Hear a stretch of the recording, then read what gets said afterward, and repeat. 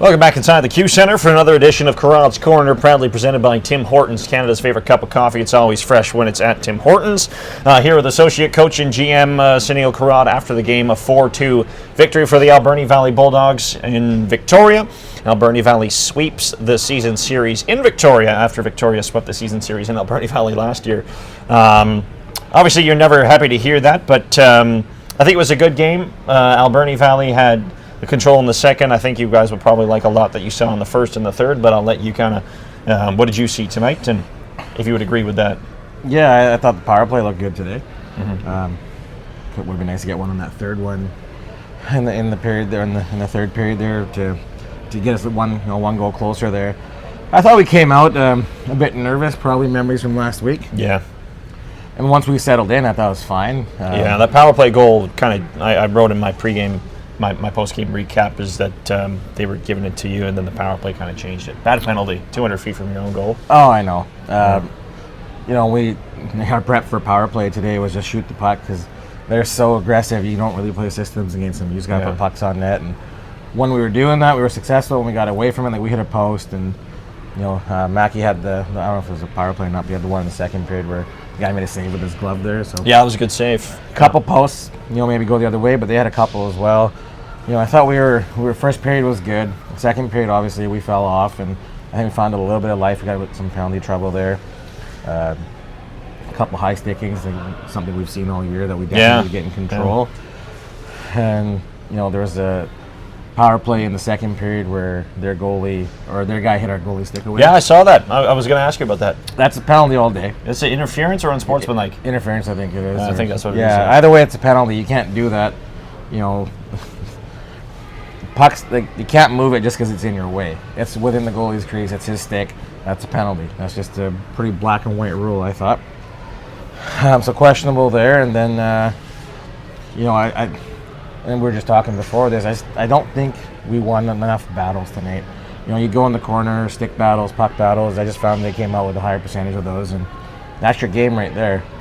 You win a battle, it's a 50-50 puck. Playing offense, you're playing defense, and probably 80%, 75% of those went their way, and that's just you're going to end up playing defense. And now you're in your own zone for a minute and a half playing defense. You try to go play offense, you get one rush, you're exhausted, and what they do, they turn it around. They're a pretty good counterattack team. And then that was just kind of the story of the game there. Yeah, it felt like in basketball we say second and third opportunities when the other team gets the ozone rebound. And I would say it's the same a little bit in tonight's game, where there was some failed D-zone exits where you probably had a chance to get a puck out and you didn't, and they were able to continue to hem you in. How can you improve on D-zone exits? Is that something that's just practice, or it's more a system thing? It's more practice. You can do it all you want in practice. When you come to game situation, the higher tempo, other teams are coming at you. It's just seems like a little bit of inexperience of just getting a puck out. Yeah. A lot of times when we did just get pucks out, we never made their D-men turn and skate for it so we could apply pressure.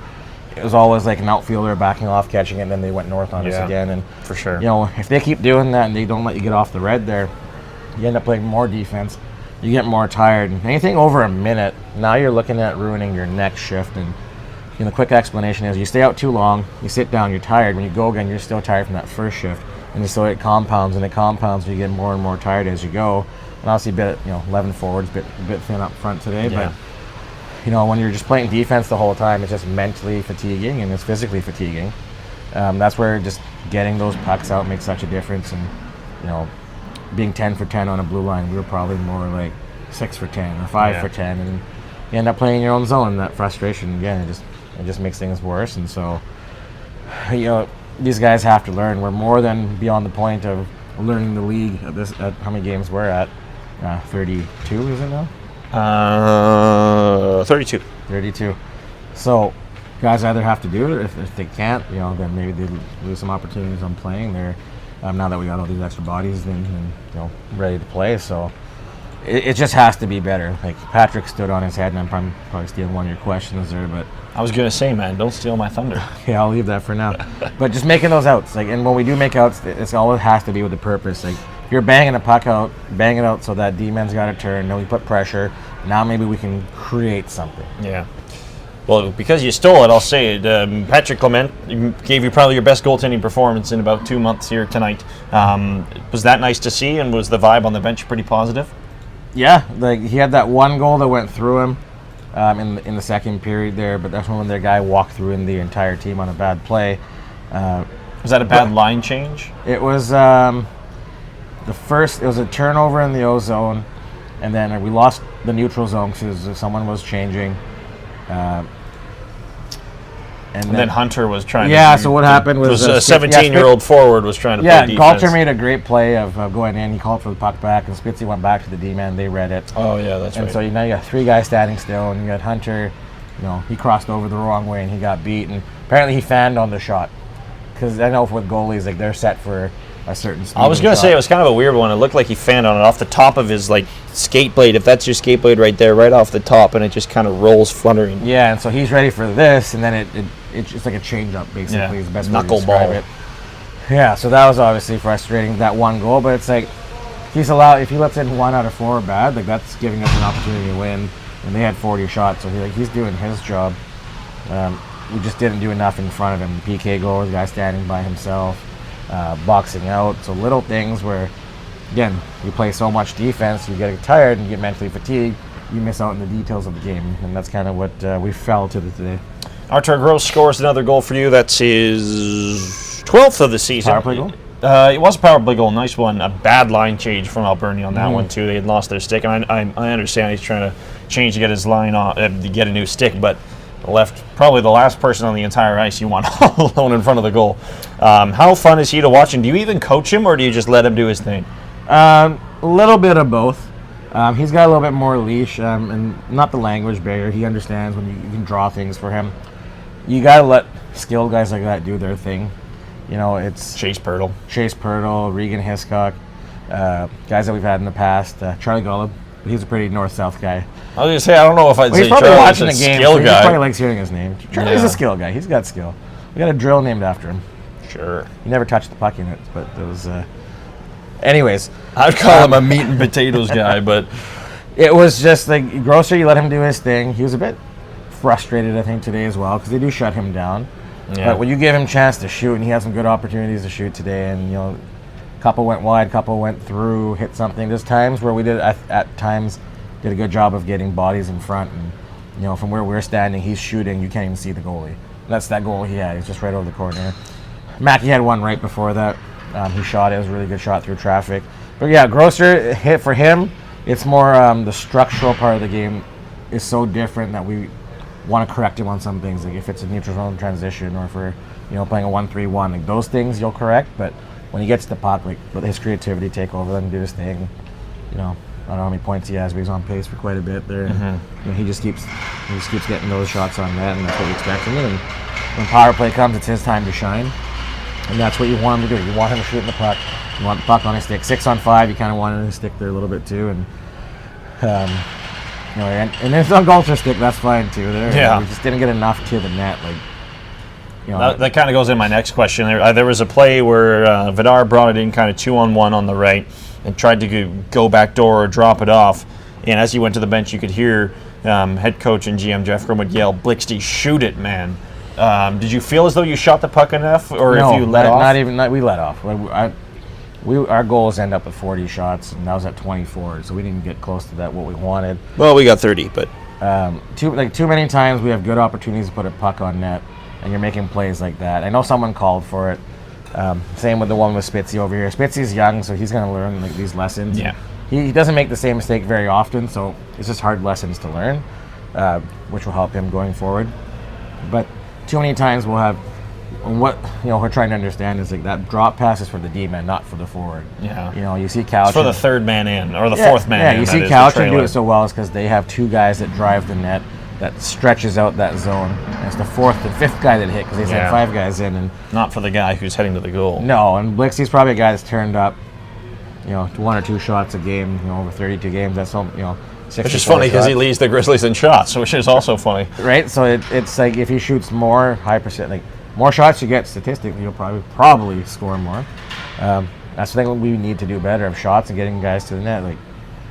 How many how many pretty goals are actually scored in a night of hockey? Not many. Right? You just see them, so they're all hyped up on Instagram and social media and sports highlights.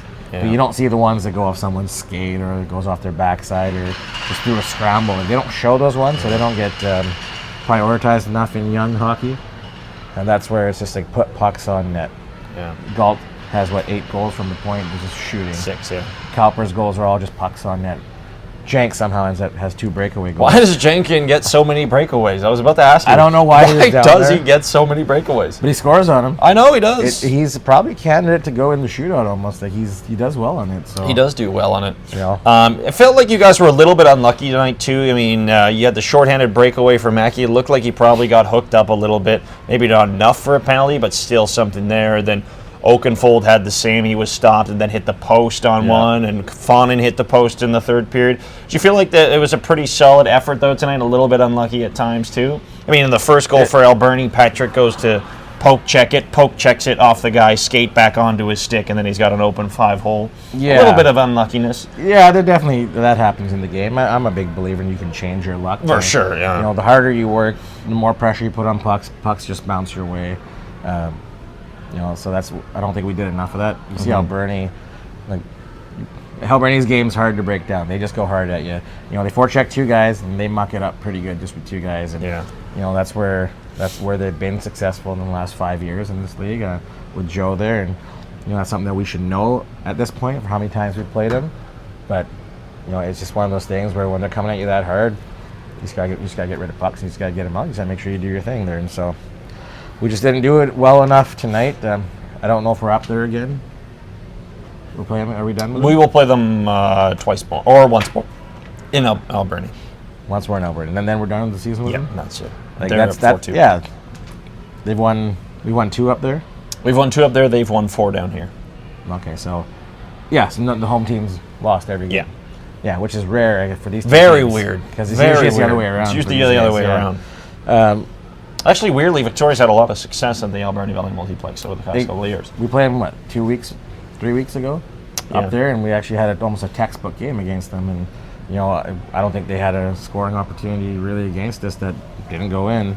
And so to have these last 2 efforts is a little disappointing because, you feel comfortable here. Some reason we feel more comfortable on the road, and we definitely need to fix that.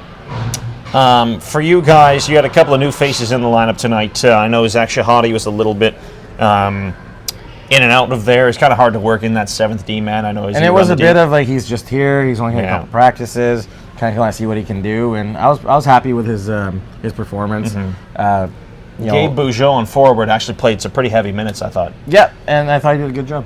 He did. He's just a very simple lunch pill.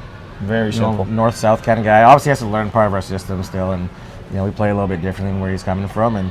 And with Zach on the back end, I thought he just made simple plays. Good skater. Yeah, I liked him. I probably could have worked him in a little bit more, but nice one. Apologize. No, I'll never apologize for that.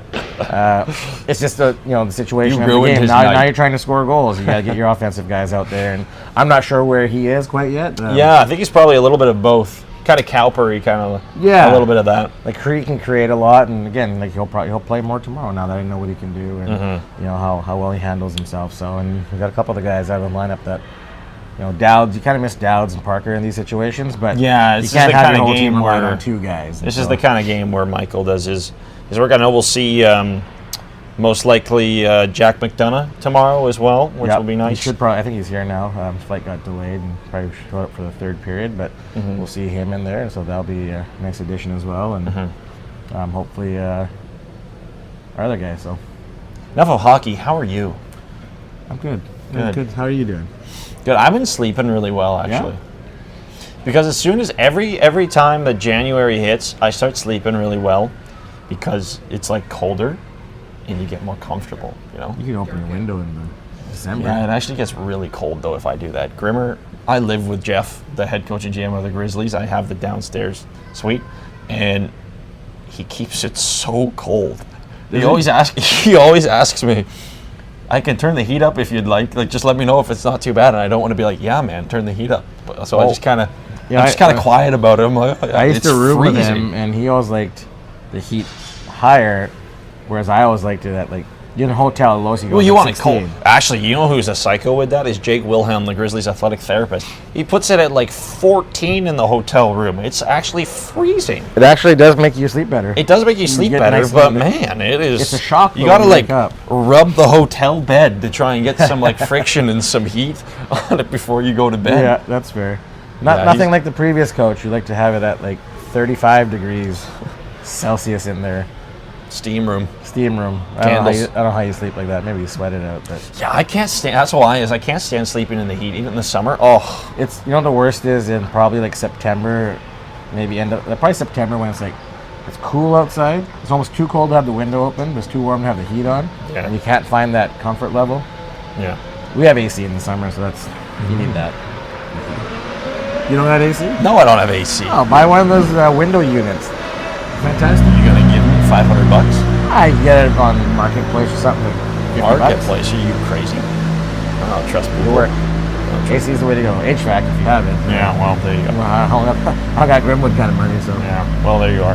Well, I do know we need to hurry up. Next up. We got to hurry it up, but a big shout out to all the Grizzlies who are out there watching. I know Tom Molson scored his first 2 goals in the NCAA today. Tommy. And Chase his buddy's Pirtle. playing tonight. Yeah, there you go. Chase Pirtle had a goal and an assist. Good for Chase. Princeton won again. Will Schumacher had another goal at Mercyhurst. And Pelch get anything in Princeton? no, but Either? they won. None of our guys got anything. But Oliver Alligan Ashton was shut out 3-0, but he did make 30 saves on You see that 32 stat? shots. Yes, I Fifth did. in the NCAA in save percentage, and he hasn't won a game yet. Yeah, well. But a big thank you to Sunil. Yeah, thanks, Appreciate Tom. it. Another edition of Karod's Corner. See you next time. We'll finish off the pregame show in just a moment.